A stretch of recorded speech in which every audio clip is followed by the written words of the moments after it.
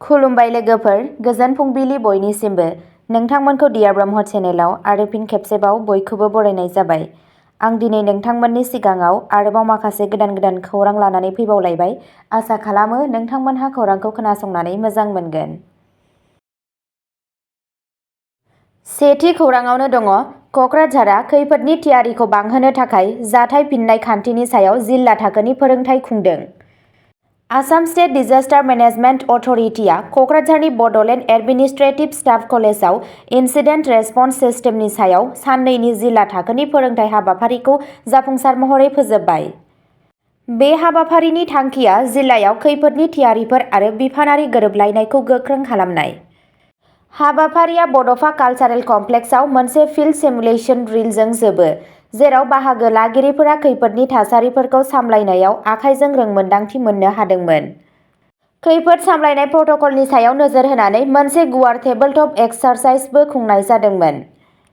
गुबैयै बांग्रिनि थासारिनि थाखाय, सुबिदा होग्राफोरा बाहागो लागिरिफोरखौ नारसिननायखौ बाङाइ खालामनो आरो गोहोम गोनां जाब्रबथाय फिनजाथायफोरखौ रोखा खालामनो थाखाय गाहाय आदबफोर आरो मावखान्थिफोरनि गेजेरजों लामा दिन्थिदोंमोन।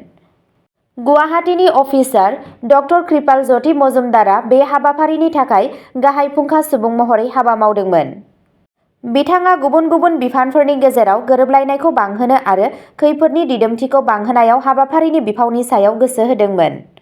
उफ्रा डिपुटि कमिशनार कबिता डेका आरो जितुराज गगैजों लोगोसे हा खाजोना आरो खैफोद सामलायनाय, सावस्रि आरो नखर अनसाइ, अर आरो इमारजेन्सि सिबिथाइ, CISF आरो APRO बायदि बिफाननि मावख'गिरिफोरा फोरोंथाय जथुमफोराव सांग्राङै बाहागो लादोंमोन।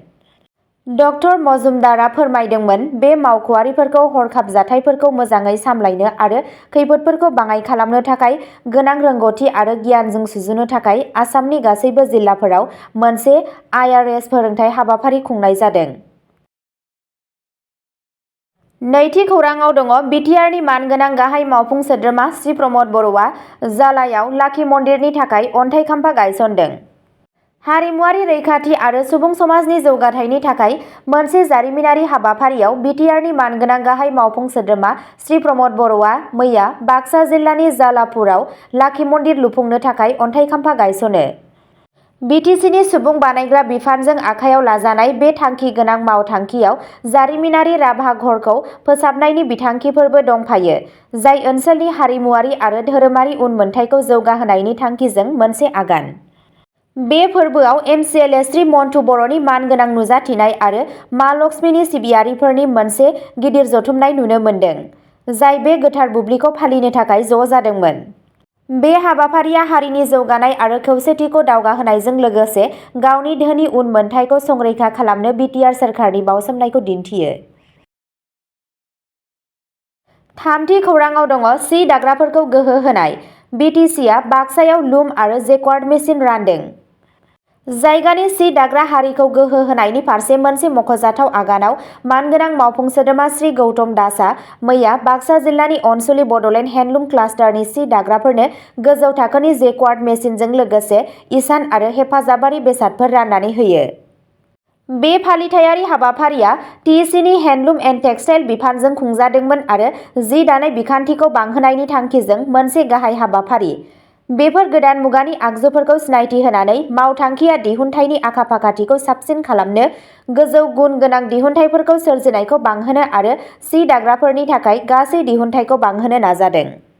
श्री गौतम दासआ ओनसोलनि धोनि आखाइ इसान दोरोंफोरखौ संरैखा खालामनायल' नङा, नाथाय सि दाग्राफोरखौ गोदान मुगानि हाथाइनि दाबिफोरजों गोरोबहोनायनि राहाफोरबो होनायाव बे हाबाफारिनि गोनांथिखौ नोजोर होदोंमोन। बे नाजानाया ओनसोलारि आरिमुगिरिफोरनि जिउ राहाखौ जौगाहोगोन आरो बड'लेण्डआव आखाइ इसान सेक्टरनि जौगानायाव मख'जाथाव बिहोमा होगोन होनना मिजिंथिनाय जादों। ब्रैथि खौराङाव दङ, मरिगाव पुलिसआ 20 कौटि रांनि साइबार थगायग्रा सिन्डिकेटखौ हमदों, 11 जन हमजादों। साइबार फाइनेन्सियेल दायनि सायाव मोनसे गेदेर संदाननायाव मरिगाव जिल्लायाव पुलिसआ अनलाइननि गेजेरजों थगायनानै लन लानो थाखाय नंखाय फोरमान बिलाइ बाहायनायनि दायाव सा 11 सुबुंफोरखौ खायो। उफ्रा पुलिस सामलायगिरि समिरन बैस'नि बायदिब्ला दायनिगिरिफोरा मोनसे गिदिर हान्जानि बाहागोमोन जाय नंखाय SIM card, Aadhaar card, PAN card आरो गुबुन नंखाय फोरमानलाइफोरखौ बाहायनानै 20 कौटि रांनि केलेंकारिखौ खालामदोंमोन। अपारेशना अनलाइन प्लेटफर्मनि गेजेरजों गोबां राङारि फसंथानफोरखौ नोजोर होदोंमोन। हमजानाय सुबुंफोरनि गेजेराव सासे फरायसालिनि फोरोंगिरि, सासे बोरमा फालांगिरि आरो 2 साइबार दायनिगिरिफोर दं, जायफोरखौ 4 दान सिगां जोबथेसालिनिफ्राय हगारनाय जादोंमोन। पुलिसआ SIM card, Aadhaar card, PAN card, bank passbook, chequebook आरो एटीएम कार्डजों लोगोसे गोबां बिबांनि नंखाय फोरमानलाइफोर जब्द खालामदों। गोबां राङारि कम्पानिफोरनि अजदफोरनि सायाव बिथा खालामनानै मोनसे गुवार अपारेशननि उनाव हमनाय जादोंमोन। दायो नायबिजिरनाया सोलिगासिनो। बाथि खौराङाव दङ हिमन्त बिश्व शर्माया दुधनैयाव राभा हारिमु आरो कास्टमखौ दिन्थिफुंनाय मिउजियामखौ बेखेवदों।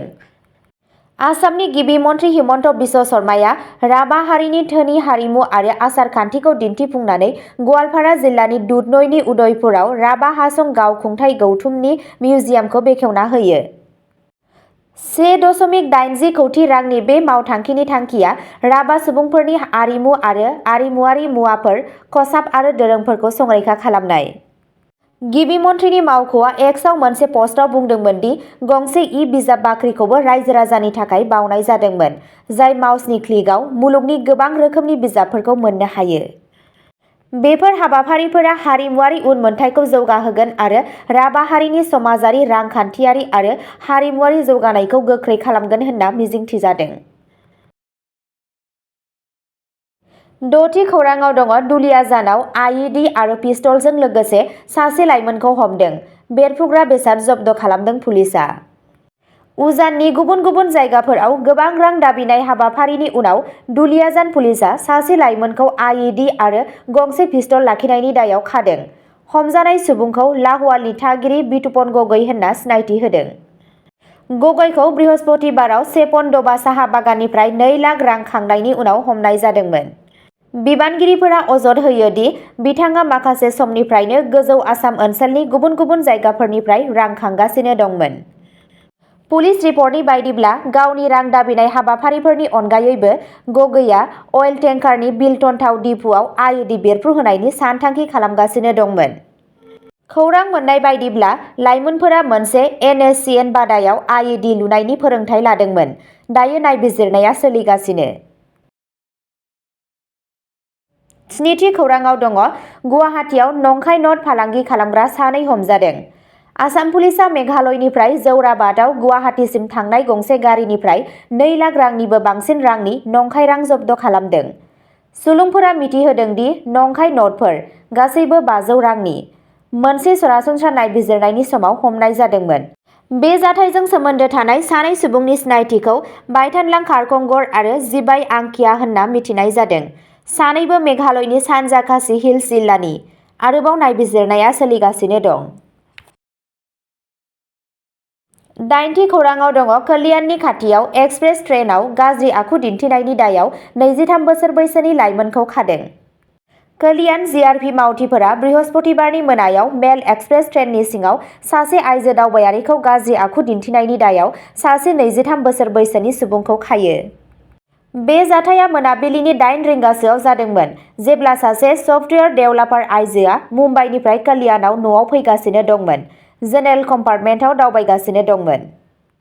कल्याण बरदान गलिनि थागिरि माविया शेख मुंनि दायनिगिरिया दावबायनाय समाव गाग्लोबजाग्राखौ साबजाथावै दांदोंमोन। कल्याण रेलवे स्टेशन सौहैनायनि उनाव आइजोआ एलार्म होदोंमोन, जायनि जाहोनाव जीआरपीनि मावथिफोरा दायनिगिरिखौ जायगायावनो हमनो हादों। जीआरपीनि सासे मावख'गिरिनि बायदिब्ला शेखखौ गाज्रि आखुनि दायनि सिङाव केस होनाय जादों। आरोबाव दायो नायबिजिरनाया सोलिगासिनो दं। अब्ला दिनैनि खौराङा एसेनोसै। जाय बिथांमोनहा सानसेनि फानजामुथिखौ नायनानै मोजां मोनो, स्क्रिनआव होनाय चेनेल बड' इनफ' पइन्टआव थांनानै नायहैनो हागोन। चेनेलनि लिंकखौ डिस्क्रिप्शनाव होनाय जादों। गोजोन्थों।